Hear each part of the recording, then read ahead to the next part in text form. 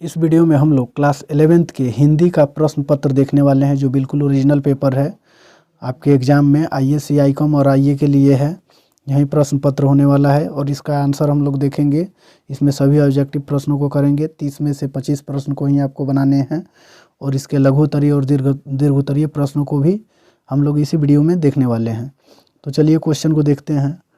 Question number 1 में दिया है कि किसी मूल स्वर या ह्रस्व स्वर उसी स्वर के साथ मिलने से जो स्वर बनता है वो क्या कहलाता है। तो इसका सही उत्तर होगा ऑप्शन नंबर बी, दीर्घ स्वर हो जाता है। फिर दूसरा नंबर क्वेश्चन में है कि निम्नलिखित में से कौन अघोष व्यंजन है। तो इसका सही आंसर होगा ऑप्शन नंबर डी, च। फिर आगे वाला प्रश्न देखते हैं। क्वेश्चन नंबर 3 में दिया है कि अ वर्ण का उच्चारण स्थान क्या है। तो इसका सही उत्तर होगा ऑप्शन नंबर ए, कंठ। फिर 4 नंबर प्रश्न को देखते हैं। 4 नंबर प्रश्न में दिया है कि शब्द बोलते समय अर्थ या उच्चारण की स्पष्टता के लिए जब हम किसी अक्षर पर विशेष बल देते हैं तब इस क्रिया को क्या कहते हैं। तो इसका सही उत्तर होगा option number C, Balaghat. 5 number प्रश्न में देखते हैं अत्यावश्यक शब्द की संधि विच्छेद क्या है। तो इसका सही उत्तर होगा ऑप्शन नंबर ए, अतिजोड़ आवश्यक। 6 नंबर प्रश्न को फिर देखते हैं। 6 नंबर प्रश्न में दिया है कि व्यंजन से स्वर अथवा व्यंजन के मिल से उत्पन्न विकार को क्या कहते हैं। तो इसका सही उत्तर होगा ऑप्शन नंबर बी, व्यंजन संधि। 7 नंबर प्रश्न में देखते हैं जिसकी ग्रीवा सुंदर हो वाक्य खंड के लिए एक शब्द है। इसका सही उत्तर होगा ऑप्शन नंबर डी, सुग्रीव। फिर आगे वाला प्रश्न देखते हैं। 8 नंबर प्रश्न में दिया है आमरण शब्द में कौन समास है। तो इसका सही उत्तर होगा ऑप्शन नंबर डी, अव्ययीभाव समास। क्वेश्चन नंबर 9 में देखते हैं जिसकी विशेषता बताई जाए वह क्या कहलाता है। ऑप्शन नंबर सी, विशेष। कलम तोड़ना मुहावरे का अर्थ क्या है। कलम तोड़ना मुहावरे का अर्थ क्या है। तो इसका सही उत्तर होगा ऑप्शन नंबर बी, बढ़िया लिखना।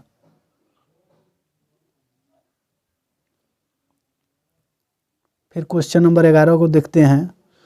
11 नंबर प्रश्न में दिया है कपड़ा शब्द का परवाची शब्द है। तो इसका सही उत्तर होगा ऑप्शन नंबर ए, वसन। फिर 12 नंबर प्रश्न को देखते हैं औन्नत शब्द का विलोम क्या है। तो इसका सही उत्तर होगा ऑप्शन नंबर डी, उन्नत। फिर 13 नंबर प्रश्न को देखते हैं अवधि शब्द का अर्थ है। तो इसका सही उत्तर होगा ऑप्शन नंबर ए, समय। फिर 14 नंबर प्रश्न में देखते हैं प्रतिदान शब्द में उपसर्ग क्या है। तो इसका सही उत्तर होगा ऑप्शन नंबर सी, प्रति। फिर 15 नंबर प्रश्न को देखते हैं ननिहाल शब्द में प्रत्यय है। तो इसका सही उत्तर होगा option number A, all. 16 number question को देखते हैं निम्न में किनको सिनेमा, साहित्य, चित्रकला के क्षेत्र में असाधारण योगदान के लिए भारत रत्न से सम्मानित किया गया। ऑप्शन ए में है प्रेमचंद, बी कृष्ण कुमार, सत्यजीत राय, डी में है और सी में है रामचंद्र शुक्ल। तो इसका सही उत्तर होने वाला है ऑप्शन नंबर डी, सत्यजीत राय। फिर आगे वाला 17 नंबर प्रश्न को देखते हैं फणीश्वर नाथ रेणु द्वारा रचित पाठ का नाम क्या है। तो इसका सही उत्तर होगा ऑप्शन नंबर ए, उत्तरी स्वप्न परी हरि क्रांति। फिर आगे वाला प्रश्न को देखते हैं। 18 नंबर प्रश्न में है सिक्का बदल गया शीर्षक पाठ की विद्या है। तो इसका सही आंसर होगा ऑप्शन नंबर बी, कहानी। फिर 19 नंबर प्रश्न को देखते हैं मेरी वियतनाम यात्रा शीर्षक पाठ के लेखक कौन है। तो इसका सही उत्तर होगा ऑप्शन नंबर बी, भोला पासवान शास्त्री। क्वेश्चन नंबर 20 को देखने वाले हैं। क्वेश्चन नंबर 21 को देखने वाले हैं सरोज किनकी पुत्री थी। तो इसका सही उत्तर होगा option number D, Suryakant Tripathi Nirala की।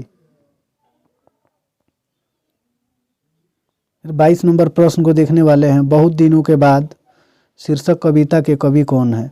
तो इसका सही उत्तर होगा ऑप्शन नंबर सी, नागार्जुन। चलिए आगे वाला प्रश्न सब देख लेते हैं। इसमें निबंध लिखना है, स्त्री शिक्षा, खेल का जीवन में महत्व, आत्मनिर्भर भारत, कंप्यूटर और इंटरनेट। फिर उसके बाद में आपको इसमें प्रश्नों का उत्तर देना है।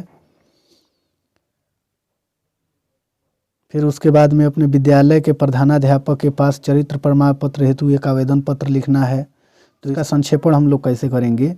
सबसे पहला लाइन हम लिखेंगे कि आदर्श शिक्षक ईमानदार और कर्तव्य परायण होते हैं।